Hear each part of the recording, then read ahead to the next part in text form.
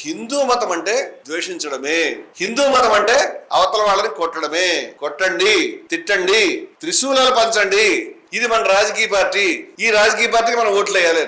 రాజకీయ పార్టీ ఎప్పుడు పుట్టిందండి?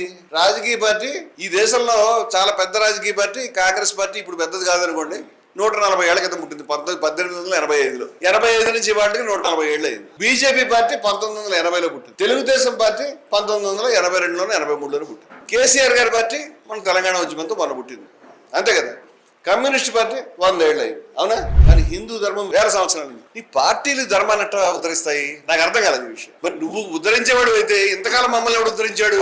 మేము దాడులకు గురైనప్పుడు, అణచివేతకు గురైనప్పుడు, బాధలకు గురైనప్పుడు, ఈ దేశంలో దిక్కు లేకుండా ఉన్నప్పుడు, ఈ దేశంలో తీవ్రమైనటువంటి అసమానత్వాన్ని అమలు చేసినప్పుడు నువ్వు వచ్చి ఏమైనా కాపాడేవా? మమ్మల్ని లేదే. ఇప్పుడు వచ్చి ఇది మా పార్టీ, మేమే దీని రక్షకులము, మీరు దీనికే ఓట్లు వేయాలి, దీనికే చూసుకోవాలంటే ఈ మత్తులోకి హిందూ సమాజం వెళ్తా ఉన్నారు. నేనేం చెప్తానంటే నాకు ఏ పార్టీ మీద కోపం లేదు, ఏ పార్టీ మీద అనుకూలత. నేను మళ్ళీ మనం చేస్తాను. నేను ఒకటే చెప్తాను, రాజకీయ పార్టీలకి మతానికి సంబంధం లేదు.